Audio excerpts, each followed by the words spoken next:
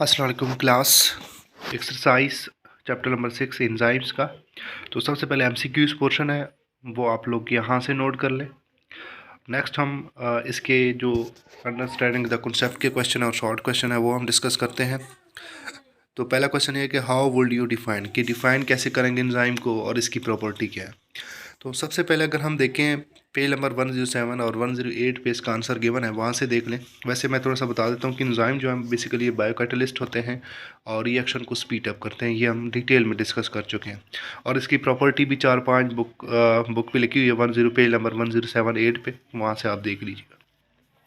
Question number 2 है कि what do you mean by activation energy and why it's refer in the definition of enzyme. तो सबसे पहले activation energy हम discuss कर चुके हैं पेज नंबर 107 पे, कि एक्टिवेशन एनर्जी बेसिकली किसी चीज़ को एक्टिवेट करना मीन्स यहाँ पे किसको करना है, केमिकल रिएक्शन को, जो बायोकेमिकल रिएक्शन होता है। किसी भी एनर्जी को स्टार्ट करने के लिए, किसी भी रिएक्शन को स्टार्ट करने के लिए जो एनर्जी चाहिए होती है उसको हम एक्टिवेशन एनर्जी कहते हैं। और एक्टिवेशन एनर्जी कम होती है एंजाइम्स की हेल्प की वजह से। और क्वेश्चन नंबर 3 है कि 35 रेंज में हो या इससे कम हो, अबव हो, तो फिर क्या होगा टेम्परेचर अगर इतना हो। तो इससे ये है कि सबसे पहले मैंने लास्ट में आप लोगों को डिस्कस किया था कि हमारे बॉडी का जो टेम्परेचर होता है नॉर्मल, वो 37 सेल्सियस होता है। ये ऑप्टिमम टेम्परेचर होता है। इससे जैसे ही टेम्परेचर बढ़ता है या कम होता है तो जो इंजाइम होते हैं जो एज अ बायोकैटलिस्ट के तौर पे काम कर रहे होते हैं वो डीनेचर हो जाते हैं, अपना काम छोड़ देते हैं, जिसकी वजह से जो रिएक्शन होते हैं, बायोकेमिकल रिएक्शन होते हैं हमारे बॉडी में, वो स्लो हो जाते हैं। क्वेश्चन नंबर 4 है कि हाउ डज पीएच इफेक्ट। तो पीएच भी इफेक्ट होता है। 111 पेज नंबर पे गिवन है कि पीएच के बढ़ने से या कम होने से भी जो है वो भी बायोकेमिकल रिएक्शन जो है वो भी स्टॉप हो जाता है या रुक जाता है या स्लो डाउन हो जाता है। तो 111 पेज नंबर पे इसका आंसर गिवन है, वहाँ से आप देख लें। क्वेश्चन नंबर 5 है कि characteristics of enzyme make them specific for substrate. तो पेज नंबर 108 पे इसकी कुछ प्रॉपर्टी कैरेक्टरिस्टिक्स गिवन है एंजाइम्स की, वो उसको पढ़ लीजिएगा।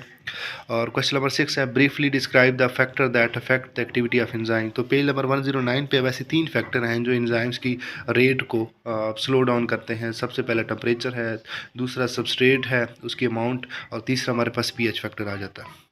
और इसी तरह लास्ट क्वेश्चन है लॉक एंड की मॉडल मैकेनिज्म जो है वो भी हम 111 पेज नंबर पे गिवन है और डिटेल में डिस्कस कर चुके हैं कि जो एंजाइम और सबस्ट्रेट आपस में कैसे जो है वो इंटरलिंक है, वो डिटेल में हम डिस्कस कर चुके हैं, उसको भी आप देख लीजिएगा। उसके बाद हम शॉर्ट क्वेश्चन की तरफ जाते हैं। तो सबसे पहला क्वेश्चन है डिफाइन कोफैक्टर एंड कोएंजाइम्स। तो ये भी हम पेज नंबर 109 में, जहाँ पे एंजाइम्स की प्रॉपर्टी गिवन है वहाँ पे गिवन है, वहाँ से देख लीजिएगा। ठीक है।